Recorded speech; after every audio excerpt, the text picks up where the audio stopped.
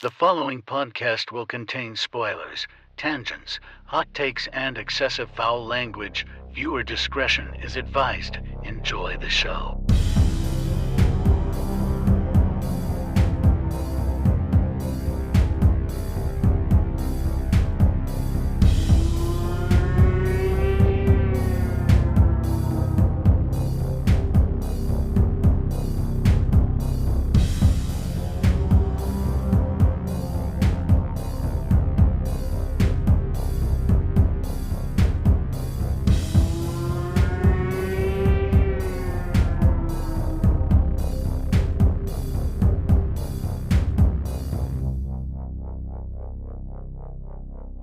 Greetings, horror fans, and welcome to episode 350 of Frightmares. I'm your host, Austin Proctor, and joining me today for 2024's Grafted is my wife, Gabrielle Proctor. Hello. But special guest here on the show today, we have the director herself, Miss Sasha Rainbow. How are we doing today? So great. I've been looking forward to talking to you for a long time. Well, we are very excited that this is happening because we've been in talks for like months now, I feel. But you've been so busy, and I totally get it. You know, the life of a director and someone in that industry is hectic, I'm sure. So you were all over the country, too. Like you were over in Europe, I believe, doing something. Yeah. Yeah, I've been in London, Switzerland, Mexico City, and Canada. Oh my goodness. So just a couple places, yeah. Just a few, yeah, just a couple. So I really wanted to highlight this movie because it is one of the, I feel like it just kind of slipped under the radar, even though it went like, it's on Shudder and it was on their front page when it first released. I just haven't heard that many people talking about it. And I think it's a fantastic kind of, you know, it's a body horror movie, and we really enjoyed it. And there's a lot of good themes and social commentary that I think are very important in this movie. So this is the point in the episode where I'm going to say, if you have not seen Grafted, there's a tendency we might spoil it. So stop this now, go watch the movie, and then come back because I have to talk about that ending, and I don't want to spoil it for anybody or ruin it. So typically, I research my directors and I try to get a little information, but I had a hard time. Like, the IMDb summary was very short. I did find your website, though, and I had seen you've done, like, commercials and stuff like that and some music videos. So tell me how you kind of got into doing film and then what led you to do your first feature, Grafted. Oh, my gosh. That is a long story. You know, I accidentally became a director. I was in New Zealand. I didn't even know that film industries existed. I was obsessed with films, don't get me wrong. But I didn't know how to conceptualize the fact that there was like people that somehow I think they kind of movies magically existed just like dreams exist when you go to sleep, right? Sounds nice though. So I was like, I need to study something. I've got to do something. And I thought, I don't know, what could I be creative but actually get a job with? I don't know, fashion maybe. And so I studied fashion design. Quickly realized I'm no good at anything that's too detail orientated. Luckily, I had my bestie who actually ended up being the costume designer like 20 years later on Grafted. Oh. He helped me cheat my way through all of the like tailoring stuff. Nice.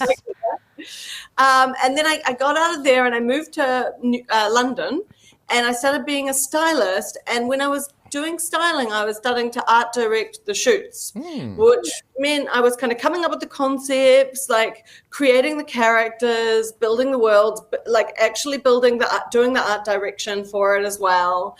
And it sort of slowly started turning into moving. This is when people started doing the filmy part of it. So I was doing that. And then my ex-boyfriend, very, very ex-boyfriend, a long time ago, he was a musician. And he needed a music video.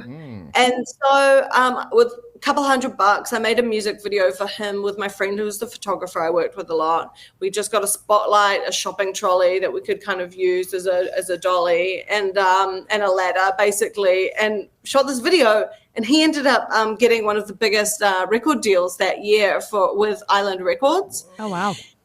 And then they said, Sasha, going to direct your next video. And I was like, of course I am. Totally. Can I swear? Yeah. shit scared, Googling who says action, who says cut, what does a director do, you know, landed on the set with 30, you know, crew members, all dudes who really knew what they were doing. And I was like freaking out. But like halfway through the day, I was kind of in the flow of it. And then I realized, oh, wait, this is what I've been doing the whole time. I've been, you know, drawing storyboards and like coming up with concepts and then telling people. And that's basically what it was. And I was like, oh, I'd always thought I was a jack of all trades, master of none. And I was like, no, this encompasses everything I love. That's actually what a director is. Yeah.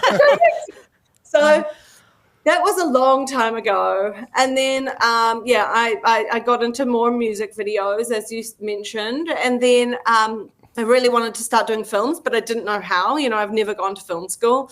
So I was like, well, documentary feels like a really like natural way to learn about narrative storytelling without kind of going up to someone being like, hey, give me $1 million, you know?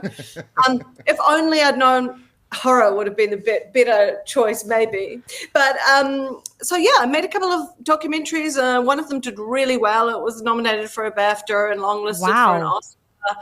And then I actually felt like the whole time I felt like, oh, I'm just faking it. And that was when I was like, oh, I might be okay at this, you know. But making documentaries is real. It depends on your subject matter, of course. But I mean, for me, it's like, it's you go to some dark places and there's a lot of responsibility. And I just didn't know if I could continue doing that. Like it felt very intense to go into real people's lives and, you know, tell their story. And then, you know, what's the aftermath of that? Where does it end? So I came back to wanting to make movies in the world of the imagination. And so I started writing, and that's when I got to LA and COVID hit. I started working on a kind of murder mystery in LA called The Actress, which is about a young out-of-work actress that comes to the city, you know, can't get a gig, but discovers that her doppelganger is a very famous Hollywood actress who's like been a hermit for like 10 years and is hiding away in her big mansion in the hills.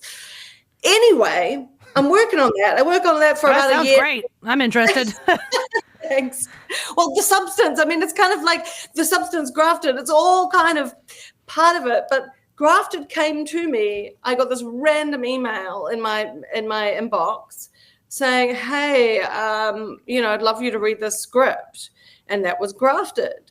And I read it in one sitting, and it had so many commonalities with the script that I was already writing that I almost felt like somehow just by spending that year, like getting really deep into these ideas, I'd kind of manifested like a ready to go kind of script landing. Nice.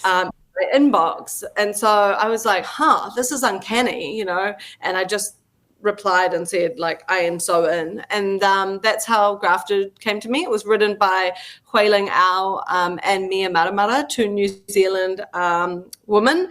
And and that was the beginning of the kind of roller coaster that's Grafted.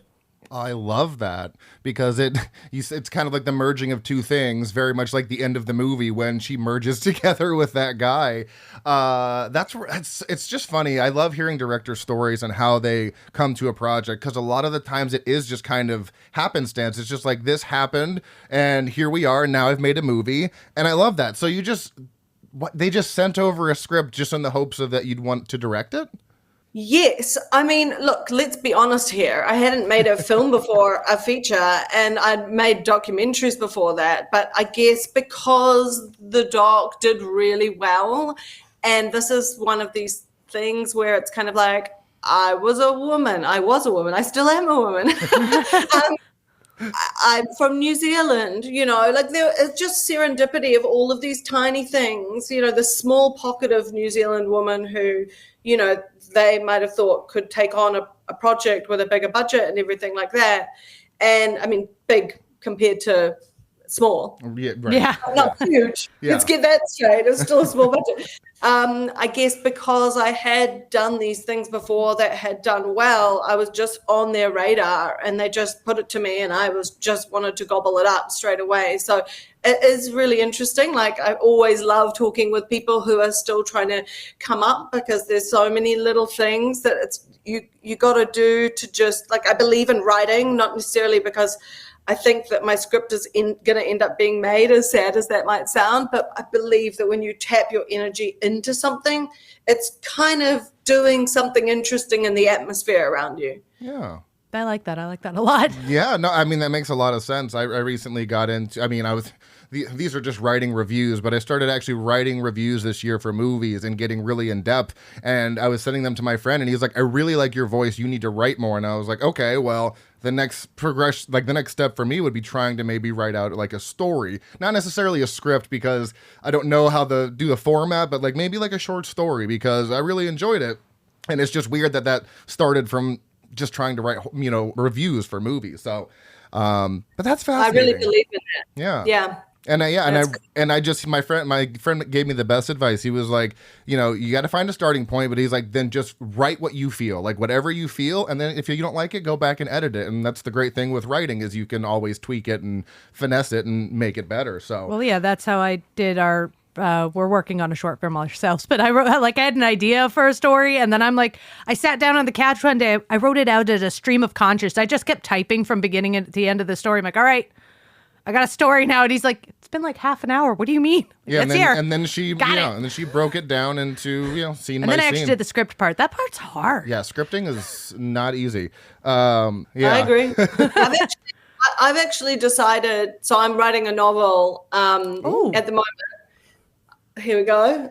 The Hole. Okay. Interesting. And it's like, I actually came to the same kind of conclusion that you guys are talking about. It's whatever gets you in there, because scripts for me, they're like a map. They're like breaking down what you're going to see visually. And they don't necessarily, people who are much more versed than us that have been doing it for 20 years, it's a language for them. Right. But for me, like in terms of like connecting emotionally, if I'm worried about like formatting and stuff, the story and the emotion doesn't come out as easily. So what started with what will be a short story is now like expanding into a novel, which then I might end up turning into a script. But it doesn't matter what way you come in. It's, how connected you are to what you're saying, I guess. Yeah, 100%. I mean, if it feels like you're doing homework while you're trying to get the creative part out, you're just going to get stuck. You just feel like, oh, I had this idea, but hold on, let me retype that part. I didn't space it out right. Yeah, so just starting with the story and just kind of getting out a story, I feel like it would be, and I have really no knowledge, but I feel like it would be easier to take a story that's already written and then break it down into the style of how you would shoot it, because you have the source material and then, breaking it down. At least that makes sense in my head, but again, I don't really know anything. We've done one short film and that's it. That we have to finish that we're editing now. So, but awesome. With horror for you, is that something you've always been into from a kid, or are you like me? I got into it much later in life, in high school. I was a late bloomer, but what about you? Do you remember the first horror movie you watched and what the impact it had on you? I have a really wiggly relationship with horror. Okay. My 12th birthday, I think it was, I had a sleepover, and I still remember this. I don't have a great memory, but I remember this because who else would have told me about it? I don't have a photo. We went to the video store, videos, old school, and got out Children of the Corn. Okay. And PG-13 people, I was already a rebel at 12. I was like, oh, damn right, we're getting a PG-13. Loved it, obsessed. And then one of the girls at my party started crying and wanted to go home. And so her parents came and picked her up because she was scared. And I remember that being lame. But then I must have been around 14, 15 years old, and The Ring came out. Now, The Ring came out. I went to the cinema and watched it. I loved it. I was obsessed with it. I was so obsessed that I found the Japanese original. Mm-hmm. got it out on VHS tape. And me and my friends watched it at her place. Creepy as fuck. Loved it. Still loved it, right? So much so that I was like, I want to go back to the cinema. See, this must have been like some kind of like nuance for filmmaking that I didn't even realize. Who knows? Or maybe I was just, obsessive. But went back to the cinema and watched the American version a second time, that version. And something happened. I got home. Like, I remember watching it and I was like able to see in between the cuts. Like, they did this like real rapid cutting that there were like milliseconds of like images that were like flashing up between the cuts and stuff. And because I'd kind of immersed myself in it, I could see them all. I got home. I had a TV in my room. I couldn't sleep. I had to take my TV out of my room. There was like years that I couldn't look at a television as it was turning off. And like, it scared me so much. Like that I stopped watching scary movies. Wow. Yeah. Okay. You overdid it. I overdid it. I overdosed. And so it was like actually many, many years. I really love like South Korean horror. So that kind of was my like young adult years, like from like, late teens into my 20s and now and beyond. And then, of course, things like Get Out and stuff where it's like, is it a thriller? Is it a horror? What's going on?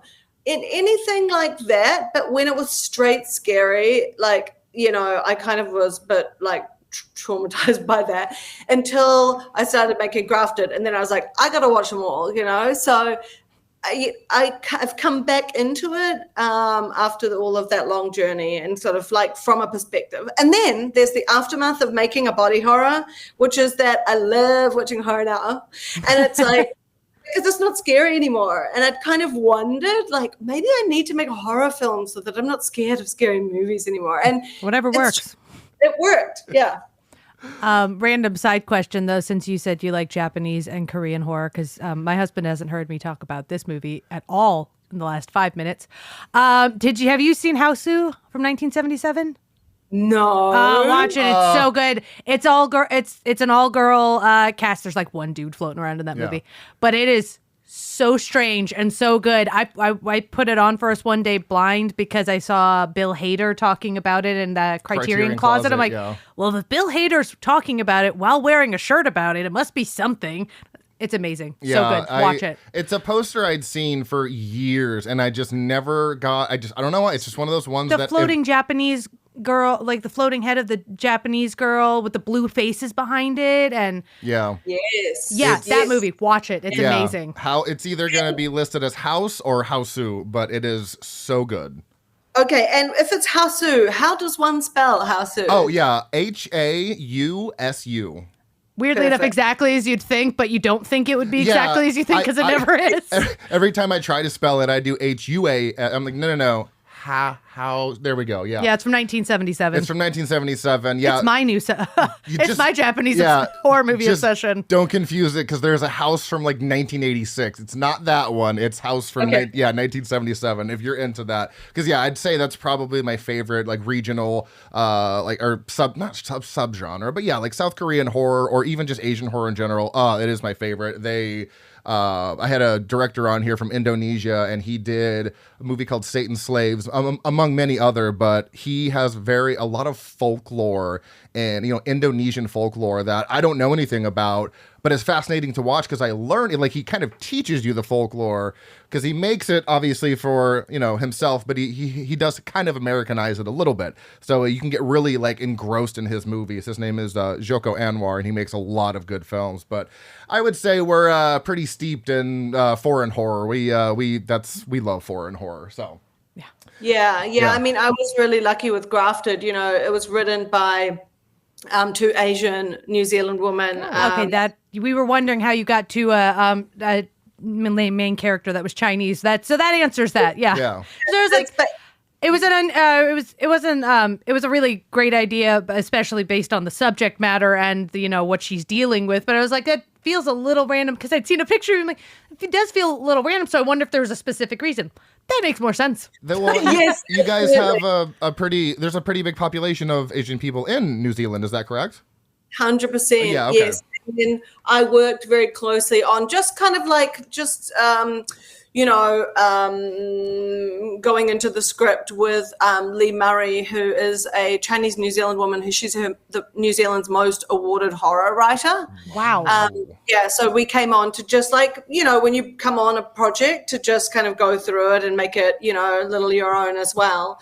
And she really worked very closely with me on, all of the Chinese mythology and everything. There's a lot of sort of hungry ghost and the foxtail spirits and things like that going on. And it really does make storytelling like so much more interesting when there's all these layers that different people can relate to in different ways. And really, really enjoyed that process. Well, that's what I found so fascinating about it is, I remember when I turned it on, I mean, obviously I'd seen the poster, but it focused in on, I believe it was like apartments in China with Wei and her father, and they were speaking. I was like, oh, is this whole thing foreign? I was confused at first, and then as you go through the story, you're like, oh, okay, I understand what's going on here. But I was going to ask, I appreciate the fact that you actually went through it with someone and they helped, make sure everything was accurate, because that's important to me when I'm watching a film. Someone's not just kind of throwing stuff at the wall. You actually like did homework and made sure everything was laid out the way it was. And I'm assuming that you had someone kind of do the translating too as well for the script. Yeah, that's super cool. Also, I admire that. Also, apologies in advance if we ever call Wei May, our daughter's watching Turning Red like a lot. Yeah, so we watch Turning Red constantly, so I keep thinking her name's May. I'm like, it's not May, no, it's Wei. It's not May. Yeah, it's not May, it's Wei. So all good. Yeah, all good. So you did. So some of my questions I'm gonna have to reword because you got the script from someone. But have you ever seen a movie called Reanimator from the 80s? I know Reanimator, but I haven't seen it. Okay. Or if I did, it was like in the 80s. Not that old. I mean, based on the math you gave out earlier, you're not that old. No, yeah. If you saw The Ring at 14 in 2002, you're like 2 years older than me, and so because it definitely gives. Obviously, it's very mad science vibes, and that's what Reanimator is. He's trying to bring people back from the dead, but there's a scene in particular where she's holding up the syringe of the like the pink liquid, and I was like, oh my god, I'm getting such Reanimator vibes. Also, The Skin I Live In as well. It vibes like a lot of things, but it doesn't feel like it's deriving from them. It almost feels like it's paying homage to them. And as a horror fan, I really like that. Whether it was intentional or not, I definitely picked up on those themes. Well, I just spoke to a French journalist who said that it gives her John Waters vibes, and I was like, oh wow, that's pretty cool. Okay, all right then, yeah, I can see that though. We've seen Serial Mom and some of his other work. He's pretty kooky. I love me some. I found it a compliment. Oh yeah, yeah. John Waters is like a hero.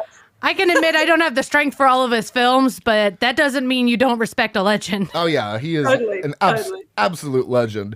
But I wanted to talk about that cold open because for me, cold opens I love when movies include them. Obviously, not every horror movie does, but it says so much about what's to come with not really addressing anything. You can see that he's doing work as there's like faces in jars, and they both have that scar on their face, and he's trying to fix that, and you explain so much without telling us exactly what's going on, and then chaos strikes when he tries the serum and his mouth shuts, and then he cuts his mouth open over and over again, and then she stabs him to death. I'm like, okay, all right, this is a little shocking. I did not expect such a violent cold open, but it really sets up everything else so perfectly because you get the title card Grafted, and it's like very neon, and I love the look of it. So you really draw, at least I was drawn in immediately with that cold open because I was like, this is, we're going down a path here, and I'm ready for some chaos because you don't just open a movie like that to kind of yada your way through the rest of it. So I really enjoy that. What did you think about the setup to this one? As someone who frequently has dreams where you can't open your mouth, that was my nightmare, so thanks for that. I was like, the visual representation of that dream I have where I'm freaking out because I can't open my mouth. Yes. Thanks for that. I'm sorry. well, first of all, I want to clarify. She didn't stab him to death. She was trying to cut his mouth open for him. Yeah, that's what. Oh, you didn't realize that? I didn't realize that. Yeah, that. she was trying to get his mouth open. She loved her dad. Oh my God, I thought she was stabbing him in the neck. I'm so sorry. Thank you for that. Well, maybe she was trying to trach him. We don't know. That's an interesting interpretation, though, because I mean, then if she did actually try and kill her father, then it's like that sets her up as an interesting character already. But no, the intention was that she was trying to, he was suffocating. Right. So she was just doing her best to, try and save him. Oh, yeah. I took it as like, oh, this isn't, I thought it was like a mercy killing. Well, I thought it's almost like a dialogue that they had off screen. Like, hey, if this ever goes bad and something goes like, you need to, that's how I took it. Like it was a conversation they had off screen prior. Like if this goes awry, you might need to just, KO me. So interesting. Okay. I think both versions work. At the end of the day. Yeah. I mean, Way's still going to be Way, isn't she? Oh my God. It's like, but yeah, I mean, it was really tough trying to work it out, because I knew, like, I really wanted to get to know her. And, there was a lot of conversations around, like, we need to get into the action quicker. And I know that there's a truth to that. But I really wanted, the audience to be able to, like, get to know her a little bit as a person before she goes down this path that she goes to, because in a way, like, Way is a representation of like what we're all capable of. We're pushed to the edge. And so that opening was quite important, I think, in terms of being like, don't worry, we are going to take you on a ride. I want you to understand where she's coming from as a human as well, not just like being, like, here for your, bloodlust. Like, let's kind of try and relate to her, see her vulnerability as a kid and what she's dealing with. And then, can we take our time a little bit to sort of be in her situation, see the world through her eyes, and then hopefully, you're with her as the world starts to unravel. So, that opening was kind of like, I think letting people know we are going to take you on a ride, but like, let's get to know her first. Yeah, I really liked the whole feeding the snake thing, because you spend most of the movie not most of the movie, but you feel a lot during the early part of the movie that Way is the victim in a lot of ways, but she's the one who's like, she's lost her father. These girls are being ruthless at some points, and so like mean. But then you have this opening scene where she's like feeding the snake, and it's like, but she's got this little like predator edge to her, so don't necessarily. She's not the mouse; she's the snake. She's just really timid. That doesn't mean she won't bite. Right. Yeah. And when you want to develop a story, which I think it's important, obviously, and get to know a character, that's how you get people in, is with a cold open like that, because you're like, okay, this is where's the limit on this? Are we going to go past this? Is it going to stay here? But you have such a good opening, and then you can take your time a little bit with the backstory on her, because there's a lot of dynamics in play with her character. She's the new girl in town. She's living with an aunt that is never there, so she basically has free roam of the house. Her cousin doesn't want her there. Her friend, the cousin's friends don't want to interact with her. So she has a lot going on, and I feel like that connection is made with the audience when you showcase all of that, because you feel for her, and it really almost makes her like actions justified, even though they're royally fucked up. But you're still kind of rooting for her. You know what I mean? Like, I'm rooting for her through the whole movie, and I'm almost sad that she got kind of the justice she deserved in a way. I'm like, oh man, I kind of wanted to see her just get away and go live a life on her own. So like, that's just me though. We talked about this on other movies though. It's like, the important thing is to make everybody else less likable. Yeah. So you're like, but that lady was a bitch to her earlier, so she probably had it coming. The face thing, you know what? Hey, it's fine, because like, she was mean. Hey, Angela left her by that cliff, almost pushed her off, and then made her walk home. Not a fan of Angela, okay? She was very rude. So she had it coming, is what we're going with. Yeah. Yeah. Yeah, because I did love the character of Angela though, because she played such a good, just ruthless person.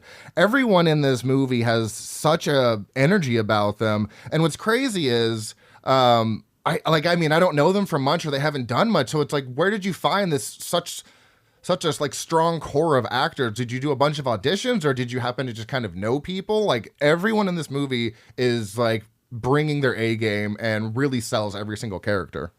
Well, thank you. I agree. I didn't do the acting, so I can say that. I knew, like, I remember, who was it? Elia Kazan probably said something like, directing is really casting. Mm-hmm. Casting people, the right people for the role, like half the job is done. Mm-hmm. And because I hadn't done a feature film before, I was like, I have to get this right. Now, Eve, who I think maybe you were talking about on the cliff, Eve, I'm sorry. Yeah, not Angela. Angela's the cousin, yeah. She just immediately, I knew. It was actually very hard to find someone like her in New Zealand, because we don't typically have someone that can kind of pull off that energy. We're not that kind of a culture there. So it felt a little like kind of forced in a way. But Eden, she is actually, she's real feisty and always getting like typecast, as a lot of beautiful blonde ladies will.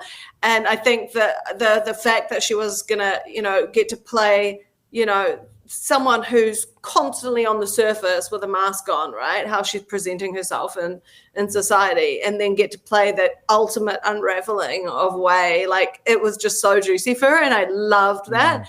I spent a lot of time, like, maybe to the annoyance of my producers, I went really like hardcore, like, no, we haven't found them, like, come on, all these people are great. I'm like, it's just, there were many amazing people, but I just knew the energy between everyone had to be right. And so I appreciate you saying that. They all just did an amazing job. And I mean, Way was the hardest. Like, someone who can play, Joanna-san is like, she's got it. She's got the thing, the magical thing that some people have. She's 17. I think she was 16 when she applied. She lied on her application. Parental permission. And she's like, she lives with her family, who are like, very together, Chinese family. She only speaks Mandarin with her mother. She's very studious, and yet she goes and cheats to like sneak into this audition. Like, it's so Way, right? Yeah, that really is. Embodying the character before she even started playing the character. This is me. I'll just take it. Thank you. I love it. I love it. Yeah, and we do these scenes where it's like she's ripping off her face and she's like, and then afterwards she'd be like, that was fun. Yeah. It's like, oh my God. She got to exert, like, it was cathartic for her, because she is such amazing, studious, great daughter. She's doing everything right, and like really, like able to tap into all of these things that she doesn't necessarily all the visceral stuff. Yeah. It's like it's a weird metaphor for my life, because I grew up in a very like conservative household. So I was constantly doing things I wasn't supposed to be doing. Now, I mean, I wasn't ripping faces off and throwing them on mine. That we know of. Yeah, that I know of. But it's almost like a weird just kind of metaphor, because she is this, perfect child, but then she's like doing all this naughty stuff. And it's fascinating watching her character throughout the movie, because, obviously when she puts another face on, then that actress replaces, her name's Joanna, yeah. So, and watching, Eve's character play, what was it? Oh my God. There's a moment where Way puts on Angela's face and she's trying to act like Angela. So it was the actress playing Way trying to play herself. I'm like, how do you even get into that headspace? Because she did it so convincingly. I'm like, that's like third degree acting right there. Probably why it was so important to get the right people. Yeah, I mean, seriously, it was so impressive to watch her imitate herself as Way. I was like, I I was just blown away by the performances in this. So it's good that you were, nope, this isn't the right person. Like, you were very adamant about who you needed, and ultimately that led to a very nice polished product there. Did you want to ask your question? No, sorry, I was laughing at you saying blown away. Oh, blown away, yeah. What did you have to say, Sasha? Yeah, to be honest, that was the part that I was the most scared about. Like, can I pull this off? Because this is like not only difficult, the actresses each unto their own, but I've never directed a film before. What am I doing? And we only had 2 days rehearsal. Wow. So I was like, okay, what the hell is going on? But I was like, all I need to do is like, they need to be so linked up. Mm-hmm. Worked with a really amazing young acting coach as well who came in. And she helped me with like doing all of these really cool, what do you call them? Like programs, modules. I don't know. I can't think of the word. But basically, I had this vision of like mankind from ape, like evolving to the standing. You know that picture? Oh yeah. Standing human. So I imagined the kind of devolving of that. Oh. And so we all kind of danced around like from humans and then like became like these creepy sort of monsters. And then we're all embodying it. And Wei Choina was sort of leading. And so they're all following her movements and stuff. We just did lots of really kind of like interesting things like that to get them like psychologically on the same page of each of their journeys. So they were sharing the story together. Yeah. It was really, really, really interesting process. And then it was like, I hope this works. Now, is that on filmed and on the Blu-ray special features? Because I'd like to have seen that. I'm just kidding. Well, I don't think so. But, it is coming out on another. I've just got an email about it from Shudder saying that there's another DVD that's going to come out of it. So I'm talking to the person next week about the extra. It does say on the back of mine, at least, it's special features, making of Grafted featurette, behind-the-scenes footage, trailers, and TV spots. So maybe there's some dancing in the behind-the-scenes footage. Cross our fingers. Cross our fingers. But that's really cool to kind of hear about the process of that and how it all happens, because sometimes you get the right people, they link up, and then they give you this movie. And for this being your first movie, let me tell you, it is aesthetically so pleasing. I don't know who did your lighting, but oh my God, it looked good. The camera work was great. You had great, everything about the movie it's all great. Like, that's all I can say. It's just such a good movie. And I love the chaotic score too. Whoever did your score at the end of the movie when she's running away and melds together with that guy, that just intensely chaotic, insane music. You know what I'm talking about, right? When I was like, oh my God. I'm like, oh my God, I'm getting anxious. So altogether, I just think it's a very fantastic movie. That's why I wanted to highlight this. Did you want to ask your question about the? Wanted to say oh yes. I'm sorry. Cinematographer Tammy Williams. Okay. Composer Lachlan Anderson. Okay. There you go. All right. Yes. So I plugged them while you were complimenting me. Yes, A+, like gold stars all around. They were fantastic. So I wanted you to ask your question about the theming, because she had a really, like, a very well-worded question. So such a long-worded question. You did not help me pare this down. Everything you said needs to be said. It's okay. You're talking about the one I texted you, right? Yeah. Okay, just checking. Okay. So body modification and the pursuit of socially acceptable beauty standards has been on the rise with, obviously, The Substance, and recently The Ugly Stepsister, and of course your film. Your film has a unique take on it, though, with the stealing other people's beauty, and it only being like this temporary thing. It doesn't last. And was it intentional to speak to, especially in society now, like there are just unachievable beauty standards we're all being set up for, like the guys in the Marvel bodies and the women with the beauty filters. No one looks like that, really. Do you think that this film really speaks to that and the brutality people put themselves through in an attempt to achieve those standards? Well, I'll tell you what's crazy. Grafted and The Substance were being filmed at the same time. Wow. That happens every once in a while where films have like the similar vibes, but like you had It's such an so interesting, weird. unique take on it where it was her taking from others instead of them doing things specific. Like obviously she did some stuff to herself to get that to happen, but it always involved somebody else. Yeah. Yeah, that's really interesting. So, I mean, for me, where I came in is like, when the script came to me, there's lots of layers of things going on. There's obviously racism. There's obviously the sense of the outsiderness. And, I have to also like figure out, what I can tell the best, and for me, that's something that I am really angry about. I feel like I spent my whole life not feeling good enough, not feeling beautiful enough, not feeling skinny enough. Same. All of these things, and it's just like I feel actually pissed off because I'm like, hang on a minute. Now I am nearing the 40 mark. I'm like, what a fucking waste of time. God damn it. I looked great at 20. I looked great at 30. Like, what the fuck? And I feel like it's been stolen from us. And so this was a really amazing place to kind of channel that rage. I do think that it sort of makes sense that it's a bit of a zeitgeist right now in the sense that women making horror films is kind of coming out, and it's like sort of coming up, and it's sort of like, of course, the body is going to be a huge sort of subject that we are going to want to talk about. And I guess the snatching is interesting. I mean, it's taking envy to the next level, right? Because it's not about how do I improve myself. It's like, I need what the other person has because I'm never going to be able to complete myself. Ooh. And the moral being, it's very like Dorothy, Wizard of Oz. It's like we all had what we needed all along. Mm-hmm. You know? Oh, yeah. Yeah, I told him when we watched him, like, this is such a woman, like, this is a film for women. This is such a, like, because I absolutely feel you. Like, he knows I've just spent the last year going on my postpartum. She's going to be 3 next year. Weight loss journey.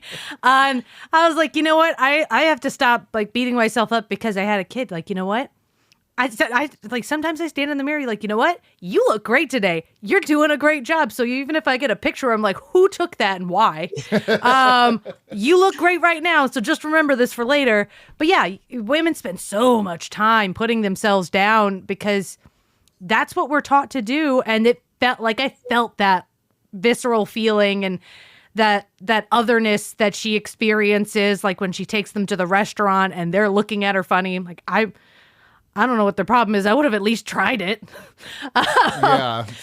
But, I'm not one to be like, no, I'm not trying that. I lived in Korea for a year, so that doing that kind of thing wouldn't have been unusual for me. But that whole otherness that she feels and the isolation, she just wants to belong. And I feel like deep down had that acceptance and that love.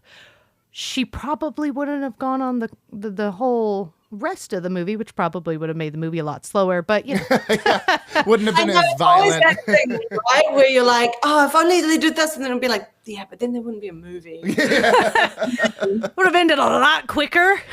Definitely. And that's something I think is a very important comment, and it's always going to be an important commentary about the struggles that women have just through society. And it's something that obviously I don't deal with, but it makes me mad on behalf of women that society, Hollywood and society just expects women to have a certain image, and we're all different shapes and sizes, and everyone is beautiful. You don't have to be razor thin. I swear, all these actresses now are just it's like Ozempic chic at this point because they all look like they're so skinny they're dying. So I've seen people talking about Margot Robbie, who's gorgeous, stunning, and her postpartum body, which makes me look like a sack of potatoes. So I'm like, that's her postpartum body, and these men are complaining about. Are you joking right now? She looks stunning. Yeah. But it's.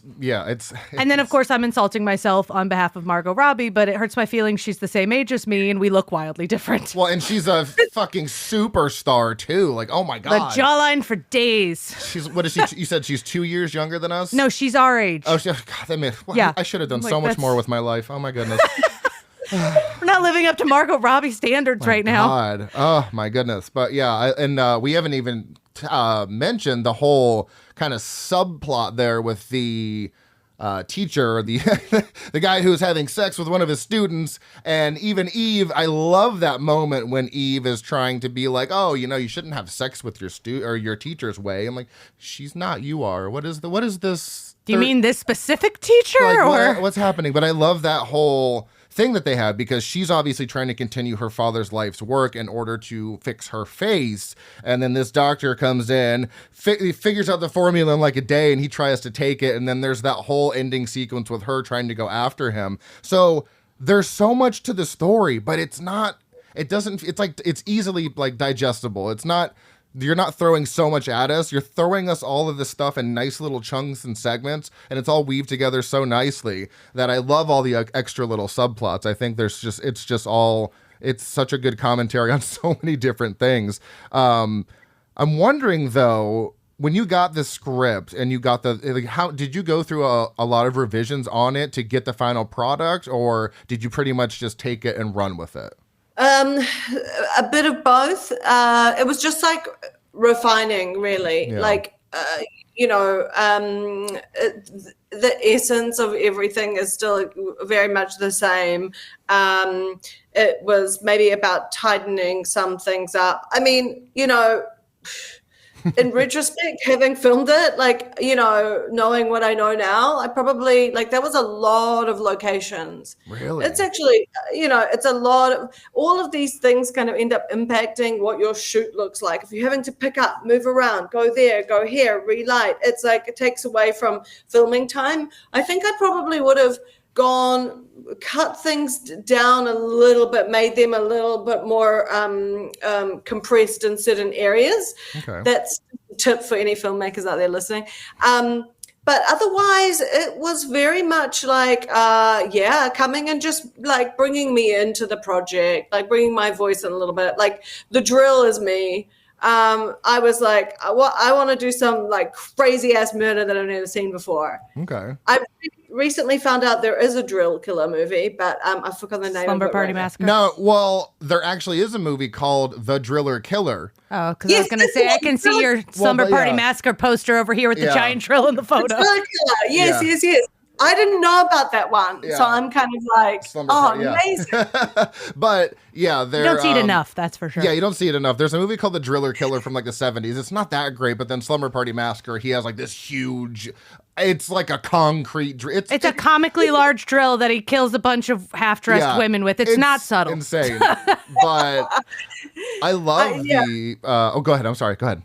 No. I just love, there was a good mix of practical effects and CG, because obviously there's some things you can't do with practical effects, like the melding of the flesh. That would be very hard to do. But it still looked all very, very good, and I enjoy the use of practical effects because obviously I'm a huge, I love practical kills and stuff like that. But it was a bloodbath at certain points. I mean, in the stacking up of the bodies that she has, that she's not doing anything with, it's just bodies laying all over her aunt's house, and she tries to hide one in the little retention or the little pond that they have outside. I'm like, that house has to just smell absolutely terrible, but she's so in the thick of it. She is lost in the sauce of just trying to get these faces and keep them, because that one that fell off on top of that guy, that is the thing. It's fine. Oh my God. When I was rewatching it the other day, I was like, oh my God, I forgot about that scene. I couldn't imagine having a face fall on top of my face. No, thank you. That's a big no from me. That's weird. I feel like that would work for like a lot of people. But I love her just trying to get the serum right and get it right, and it's not working. And then this guy does it, and he's like, I'm going to take credit for it. I'm going to be a millionaire. And she's like, that is my father's serum. So even though she's so off the rails at this point, she's still dedicated to doing this for her dad because that was his life's work. So she still has a good reason for doing this despite all of the chaos. So it's like, that's why I'm still rooting for her. At least, I don't know. Were you rooting for her? Because I was. Yeah, but you know me, I'm rooting for, I'll root for a lot of people who are still doing murders on the screen. Like, I know they're technically like the hero, but I'm still rooting for them. It's fine. Well, yeah, it's what happens when you... Very forgiving. Yeah. And I'm assuming that the tooth that she had was kind of a way to represent, because every time she put on another face, that person had the tooth. So it's like you could tell, okay, this is Wei now. It's not actually Eve. It's Wei going through this. And I like that it was just a little like a defining thing that you could be like, okay, so this is Wei right now. And Eve was probably the one that she played Wei the most, I would say, and she just encompassed her so well. I'm just wondering, did they probably had to spend a lot of time together and probably were, bouncing ideas off of each other, because she was acting as Angela but had to be Wei at the same time. I mean, I don't even understand how you can get into a headspace like that. Yeah, I mean, no, so we only had the 2 days rehearsal. Oh, that's and right. then, That's right. Yeah, oh my goodness. But I don't know. I think all of them, once we'd found that particular vibration that was coming off Wei at that state, Yeah, they were all tapping into that in quite a glorious way. Like sometimes I would show them the last scene that the other character did. So, I mean, the other actor did, so that they could be like, this is where you've just come from. But there was some key sort of mannerisms that they all took and carried through into their scenes. And then we, as I said, we sort of talked about how they would grow, how these tics would become like a little flinch that would become more and more exaggerated depending on what point she's in the story. So that's the job of a director, really, is to like be guiding them where they're at. And because we had a sort of language, but to be honest with you, I think that they all had already kind of locked in on what Wei's journey was. So then they were just having a lot of fun being able to go there, because there's not a lot of films, especially coming out of New Zealand, where you get to play those kind of characters. Like, so I think that they just, went all in, which is what I needed them to do, and didn't do that, Yeah, so for all be able to experience it through them. Yeah, you gotta have that manic energy. You don't get a lot of those where it's not like for dramas or something like that. You don't get a lot of that crazy chaos energy that you're just getting to expel. Well, I guess that's what I meant. Because like to embody her so well, it makes sense that you were like, okay, here's the scene that you just came from. This is what you're trying to channel. That makes the most sense on how they were able to do it, because they all had the same almost stance where they were kind of standing in on themselves and just very like contained, and they all stood the same exact way. And I was like, this is so impressive that they're able to be so fluid. Like, you, even without seeing that tooth, like, I know that's Wei with the mask on her face. And it's also, as someone who is a neurodivergent and I have to mask a lot, I feel like it's also a commentary on the masks we put on around different people and how we act around different people. Because Wei, when she's around those girls at times, they hate her, but then she's got Angela's face on, they're like, oh my God, I love you, because they obviously don't know that it's Wei. They're just like, well, you're acting kind of different. Are you okay? And she's like, oh yeah, everything's fine. I'm not someone else right now. Everything's fine. Yeah. Yeah, we talked about that a lot. Yeah. Like, there's only one character really who's not wearing a mask, and that's Jasmine. Oh yeah. And basically, and also the burn victim, like, because he's literally been stripped away of his face. So that whole idea that the actual mask is sort of everybody. That I'm really glad you picked up on that, because that was quite important to me, actually. Is like, wait a minute, like, everyone's being somebody else, and that's part of the problem here. Yeah, especially the group of 3 girls. Like, they're just fake people at the end of the day. They're acting like they're all these important people and treating other people different, or treating other people poorly just because they happen to be different than her. And Wei just came in at the complete wrong time to get involved with all of the stuff that she did, because she was they were doing a student exchange program for her, and that's why she came to New Zealand to live with her aunt. Yeah. So, I mean, that's already got to be tough enough, let alone not being accepted as well. I mean, that would make anybody go crazy. I don't know if I'd be swapping faces, but who knows? I haven't been in that situation. You've never been a woman before. I've never been a woman, and I've never been a foreign exchange student. So, 2 for 2. You don't know. 2 for 2. So, did you when you were, cutting the movie, editing it down, did you have any problems with like the ratings boards and anything that was too graphic that you had to cut from the final edit? No, I think we were going in as, I mean, I think there was no way to make body horror that's I think it was always going to be an adult's movie. Right. I don't think we were kind of ever trying to make it sort of available for the youngins. So that never came up, actually. Yeah. But we did, you mentioned that you kind of were interested in seeing, you know, the version where she just escapes and goes out into the world and lives her life. We did actually cut that version. That was a whole conversation. Ooh, yeah. Okay. Yeah. It just didn't quite land because we hadn't filmed for that. The script was always what you see on the screen now. Yeah. We didn't film for that version of the ending, so we didn't probably have enough to like have it land in the way that you'd want to. Because there totally was a version where she just goes and then it's like done, crafted. Because, you know, of course, it's like, yeah, the monster's out in the world. That's also like a great ending.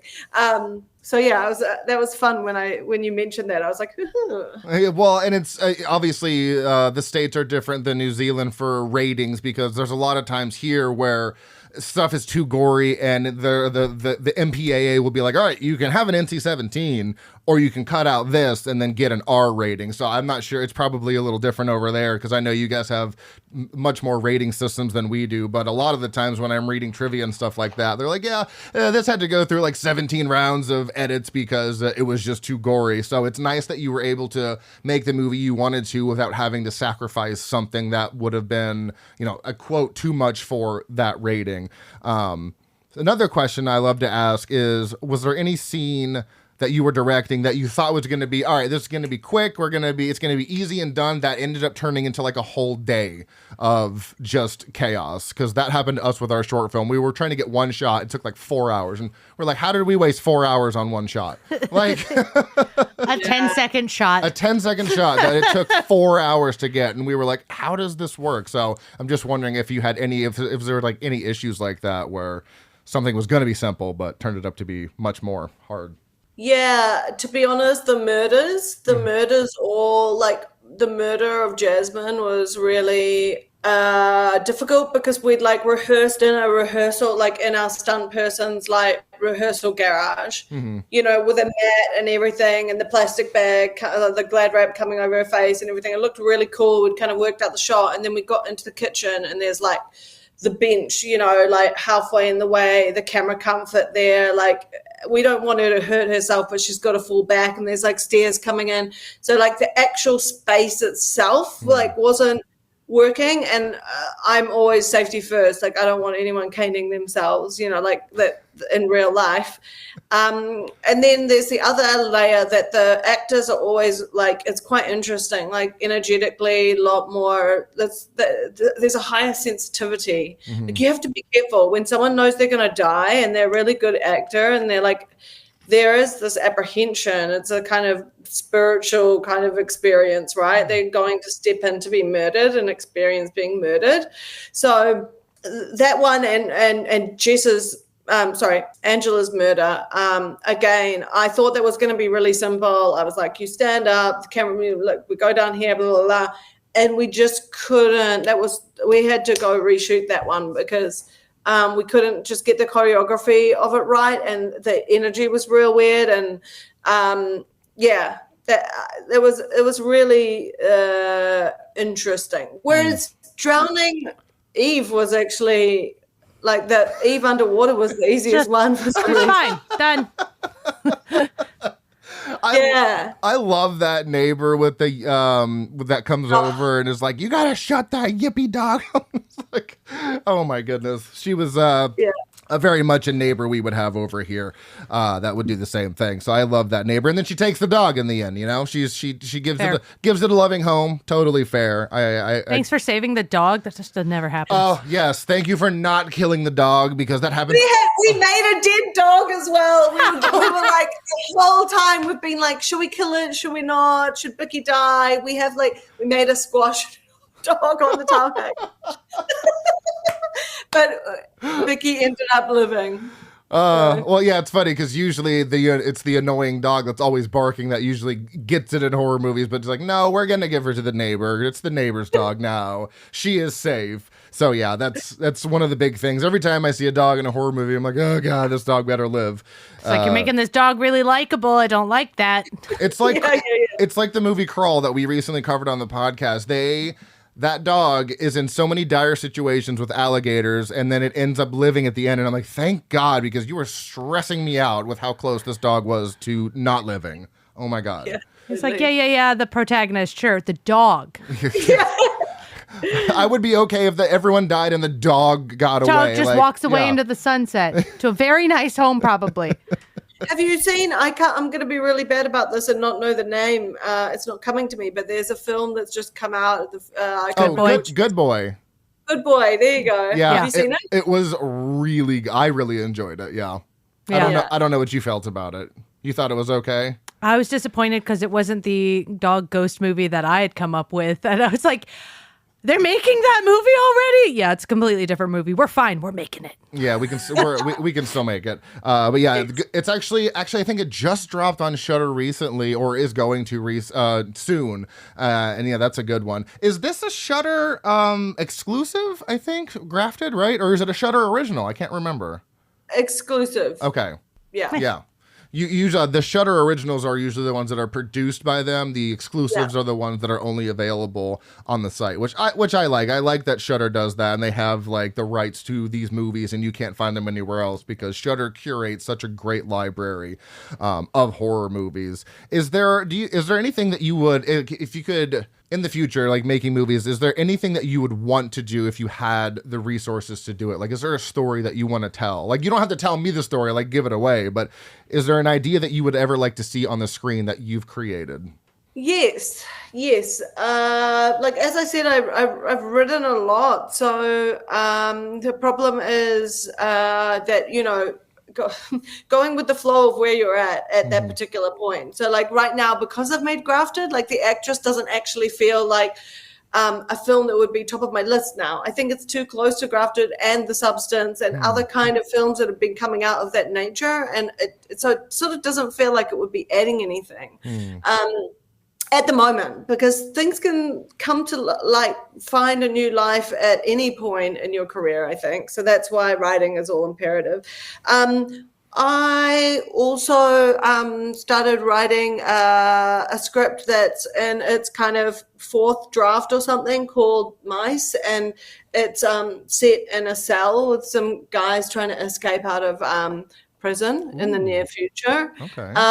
Yeah, I was really interested. My grandfather was in the Gulag, and he attempted to escape, and it's sort of inspired by that, but like set in modern day, and like the prison industrial complex is really interesting to me. And I thought that it would be really amazing, like kind of how much you could tap into like a very thrilling, visceral experience of someone literally like being boxed in, like The Room, like how do you get out? It's all about like dynamics and relationships, and so that's one thing. Another thing is a book called Jack and Rochelle, which I'm attached to, that is sort of with a producer called Neil Edelstein, who happened to be, check this out, producer of the one, the only, The Ring.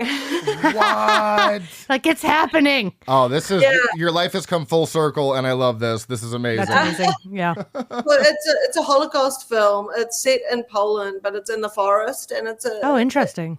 It's a very different film than I've ever seen of the Second World War. Story, I should say, of the Second World War than I'd ever heard of, and I've heard a lot.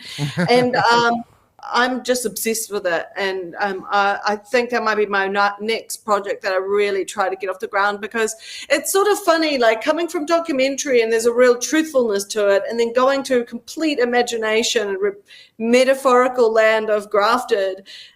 Jack and Rochelle feels like it's a real horror. It's a real horror film. It's it's a true horror. Absolutely. And yet it's an account of something real. So it feels like it's actually maybe a really beautiful sort of space for me to go into that feels like it honors both of the kind of paths that have got me there. Interesting. So yeah. I think that's, it's funny because you were, you're saying, World War II has been heavily covered in films. I actually said to my dad, how many more World War II movies do you think we can make before we can just cut them together in order and actually watch the entire thing happen? You're right. Especially from the Americans' perspective. Americans love nothing more than seeing us winning in World War II at anything. Yes. So it's really nice to hear that there's still fresh stories, because there are obviously still so many stories to tell, and something, a different perspective on it, because I think we're all kind of tired of the Allies are here. It's cool now. Yeah, this is really like, for me, this is the animalistic place that humans go when they're stripped of civilization and you have no running water and stuff, and you're in the like you become an animal again. It's kind of that. Maybe this is a theme I wasn't even realizing. It's kind of like the de-evolution of mankind, right? You take away hot running water and food availability, and you're hunted, and then you're in a space. You're in nature. You're back at animal level. Mm-hmm. I think that for me is what's interesting. My father is like an avid World War II. I can't call him a historian. He's not a historian. Like an enthusiast, sort of. But that feels like the wrong word. Like technically, yes, but that doesn't feel right to say.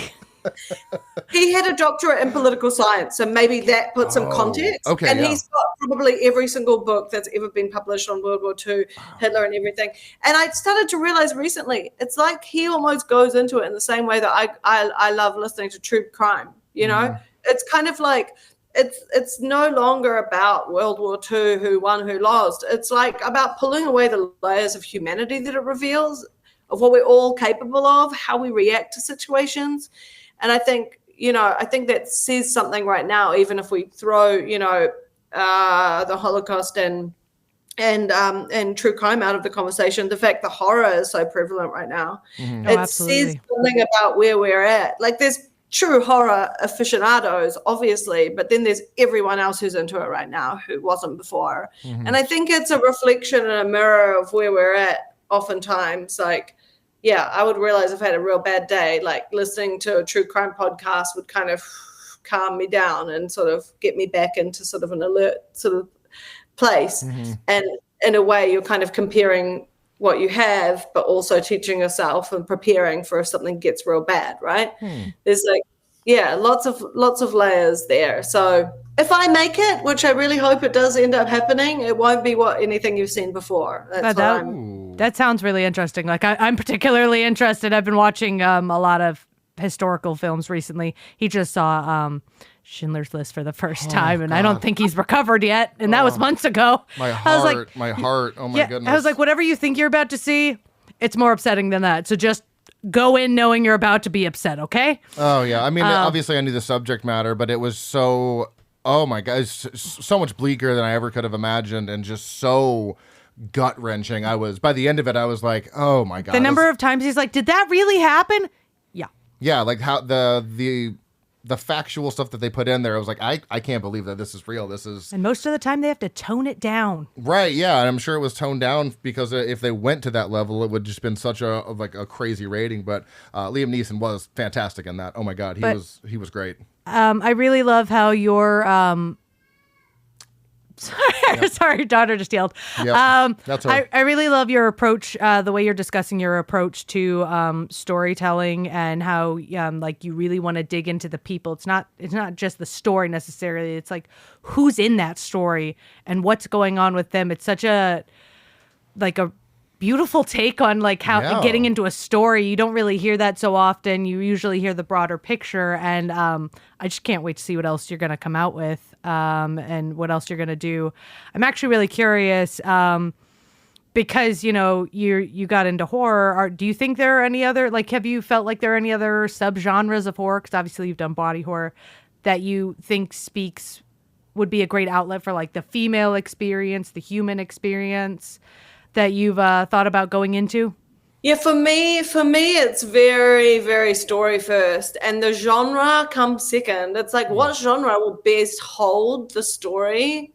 Like, body horror was just the perfect for this coming of age, Grafted, this coming of age story of this young woman trying to grapple with herself in the world. Like, body horror is just perfect. And I think that it's only the beginning. We've only just seen the beginning of what we can do with body horror, especially as a woman. But I don't want to take away from men's experiences. I've read some great scripts that are like, let's say body horror, that are in the gym, you know, and it's like, there's some like amazing kind of ideas out there. And I think as women, I mean, listen, point blank, I'm almost 40. I've never had one serious conversation about menopause. I never learned it at school. The world hasn't talked about it. And I'm like, oh shit, it's creeping up. This is my next journey. Is going to be like in the next 10 years. That will be something that I'm going to have to work out for myself. And it's only just being spoken about by women. Mm-hmm. We're only just getting women scientists who now are scientists being like, it would be great if we help women with this major thing that also happens to them in their lives where they can't function because they're having fucking hot flashes and all the shit that I don't understand about that's going to happen to me soon. So I think there is still so much to explore, and body horror particularly, in terms of the experience of the body. Mm-hmm. And I don't think that has to be a female thing as well. What about people who have different abilities, who don't move through the world, differently abled people who don't move through the world in the same way that we do? I think there's like, I did read a script. One of the main characters was a blind woman. I think there is a lot of like really interesting things to explore from different people's perspectives of how they move through the world. And I think body horror, again, is a really amazing place to do that. So I'm a big fan in that sense. Whether I do it or other people do it, I don't know. It's I have no plan, can't you tell? No, but I love to hear how you're talking about it. Like, your approach to how you like these ideas and what speaks to you is extremely interesting. Like I said, I'm really looking forward to what else you're going to be doing down the road. Well, yeah, it seems like you're tapping very much into that the humanity of it all, which I think is a relatable thing for all of us, and extremely important nowadays. Well, extremely important nowadays, and especially the idea you were talking about, where you have to forced to live in nature, and how you would have to adapt to kind of not having the things you're used to. You will become almost primal in a sense, and you will have to adapt in a very bizarre way. So I really see more of that coming from you, just like this tapping into that, the human condition of it. Is that the right phrase of it all? Yes. Human condition? I feel like that's right. It sounds nice. Well, let's go with that, yeah. But yeah, because you're doing great. Keep going. That's what I feel Grafted did. And so basically you don't feel like you have to necessarily stick with horror. It's just whatever story kind of speaks to you that you can tell it the best way. Any genre is on the table for you. I like that. That's really cool. Yeah, really cool. I think that if you're doing anything truthfully, there'll always be horror lurking under the surface. That's true. I mean, yeah, sometimes there are movies about like, real life horror, but they're not, they might be dramas, but it's about like real life stuff that could be considered horror under the surface. So I like that a lot. Did you have one more question for her, or was that it? I think I did. No. Oh, I was going to ask how exactly you guys picked out the flower that's the corpse flower. I was wondering if there was a specific reason for that, because I was like, it's such a specific flower. Yeah. Was there a reason for that, or was it like the visuals, or?